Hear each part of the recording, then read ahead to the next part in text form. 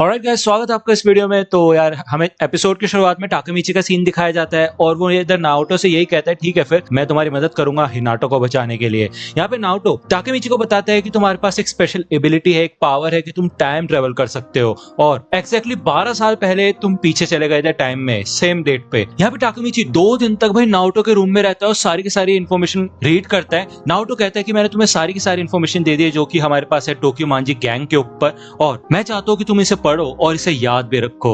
नाओटो बताता है कि इनमें से कुछ इन्फॉर्मेशन ऐसी भी है जो कि मीडिया में रिलीज नहीं की गई है। ये मुझे मेरे एक सीनियर से मिली थी जो कि एक अंडरकवर एजेंट के तौर पे काम कर रहा था, लेकिन जब उन लोगों को इसके बारे में पता चला तो उसको भी मार दिया गया। उसकी आंखों के अंदर एक वीडियो रिकॉर्डिंग डिवाइस था और उससे हमें पता चला कि उसकी मौत कैसे हुई। नाओटो उसके बाद से काफी रिक्वेस्ट करने लगा अपने डिपार्टमेंट पे कि उसको ये केस दिया जाए और फाइनली 6 महीने पहले उसको ये केस दे दिया गया। अब क्योंकि टाकेमिची अपने हिसाब से किसी भी डेट पे नहीं जा सकता, वो डायरेक्ट 12 साल पीछे ही जा सकता है, तो इसलिए 12 साल पहले जाके उसे टोक्यो मांजी गैंग के 2 टॉप मेंबर से मिलना पड़ेगा, मांजिरो सानो और टेटा किसाकी। नाओटो बताता है कि अगर ये दोनों कभी मिले ही नहीं होते तो ये गैंग भी कभी बनती नहीं और इसी वजह से उसकी सिस्टर की भी कभी डेथ नहीं होती। यहाँ पे टाकेमिची सोचता है कि भाई ठीक है फिर मैं मान गया, मेरे पास टाइम ट्रेवल एबिलिटी है, लेकिन मैं जाऊंगा कैसे पीछे। तो नाओटो कहता है कि तुमने बताया था कि जब तुमने पहले मुझसे हाथ मिलाया था तभी तुम वापस फ्यूचर में आ गए थे, तो मेरे ख्याल से हम दोनों के हाथ मिलाने से कुछ ऐसा होता है। वो बताता है कि मांजिरो और टेटा अगस्त में मिले थे, तो उन दोनों में से किसी एक के साथ तुम रहना और ये कोशिश करना कि वो दोनों कभी मिले ही ना। ये दोनों यहाँ पे हाथ मिलाते हैं और ये चीज काम करती है और टाकेमिची 12 साल पहले चला जाता है।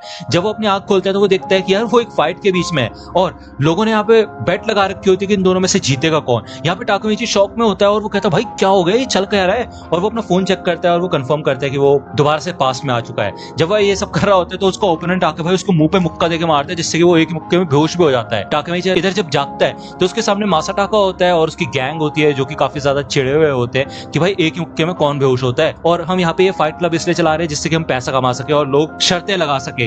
अगर ऐसी लड़ाइयाँ होंगी एक एक मुक्के में लोग हारेंगे तो कैसे चलेगा भाई, तो इसलिए आज तुम्हें सजा मिलेगी टाकेमिची। यहाँ पे ये लोग भाई टाकेमिची को मारना शुरू कर देते हैं और टाकेमिची को याद आता है कि हाँ पहले ये फाइट क्लब चला करते थे और उस समय टाकेमिची मासाटाका के एक तरीके से स्लेव हुआ करता था, इसी वजह से वो इन सबको छोड़ के चला गया था, अपने दोस्तों को भी साथ ही साथ हिनाटा को भी। जब मासाटाका और बाकी सब यहाँ से जा रहे होते हैं तो टाकेमिची कहता है कि हे मैं एक चीज पूछना चाहता था कि क्या तुम लोग टोक्यो मांजी गैंग से हो, और अगर हाँ तो क्या तुम मेरी मदद करोगे, मैं तुम्हारे बॉस मांजिरो और टेटा से मिलना चाहता हूँ। ये सुन के भाई मासाटाका को बहुत गुस्सा आता है और वो कहता है लाओ मेरा बैट लेके आना जरा। यहाँ पे भाई वो अपने बैट से टाकेमिची को मारना शुरू कर देता है बहुत बुरी तरह से। उसके खुद के बंदे भाई देख के शॉक हो जाते हैं और वो कहता है यार ये कहीं इसको जान से ना मार दे, रोको इसे। मासाटाका जाने से पहले टाकेमिची से यही कहता है मेरी बात सुन, अगर तुम्हारे मुंह से फिर से मांजिरो का नाम निकला ना तो मैं अगली बार तुम्हें जान से मार डालूंगा। इससे भाई टाकेमिची डर जाता है और कहता है क्या भाई क्या चल कह रहा है, ये मिडिल स्कूल में है या फिर गुंडा उंडा है कोई, हद हो गई, मतलब इसके चलते मैं कैसे मिलूंगा उनके मेंबर से। वो काफी डर जाता है और वो कहता है भाई मैं इन सब चीजों में नहीं पढ़ना चाहता और मैं चलता हूँ, नाओटो से हाथ मिलाता हूँ और वापस फ्यूचर में, मेरे को इन सब चीजों से कोई लेना देना नहीं है। वो यहाँ पे ये भूल जाता है कि उसी घर में वही हिनाटा भी रहती है और वो जब उसे मिलती है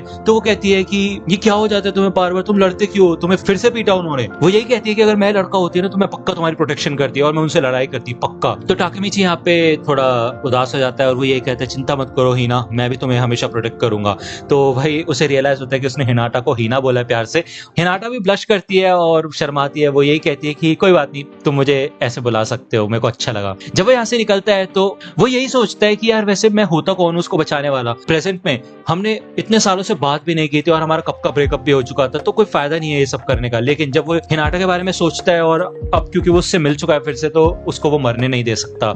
यहाँ पे हमें अगले दिन दिखाया जाता है स्कूल का सीन और टाकेमिची अपने दोस्तों के साथ मिलता है बाथरूम में। ये लोग यही बात करते हैं कि ये फाइट क्लब तो अब रोज रोज होने लगे और ऐसे तो ये गलत सीन है। सेंडो यही बताता है कि आज टाकुया की बारी है और वो आज लड़ेगा। टाकेमिची को याद आता है कि भाई टाकुया तो हमेशा पिटता रहता था और एक बार तो इतनी बुरी तरह से पिटा था कि वो मरने ही वाला था। यहाँ पे ये ग्रुप काफी ज्यादा उदास हो जाता है और क्योंकि ये मासाटाका का सामना नहीं कर सकते तो ये कुछ कर भी नहीं सकते। आकुन यही कहता है कि देखो मैं चाहता हूँ कि मैं तुम्हारी जगह ले लेता बट मासाटाका हमारी बात भी नहीं सुनेगा। अपने दोस्तों को ऐसा देख के टाकेमिची को रियलाइज होता है कि भले उसको ऐसा लगता था शुरुआत में कि ये सब लोग कितने गुंडे टाइप के इंसान है और कहाँ पे फंस गया था वो, लेकिन अब उसे ऐसा लग रहा है कि उसके दोस्त सच में काफी ज्यादा अमेजिंग है और कूल है और हमेशा उसका साथ देते थे।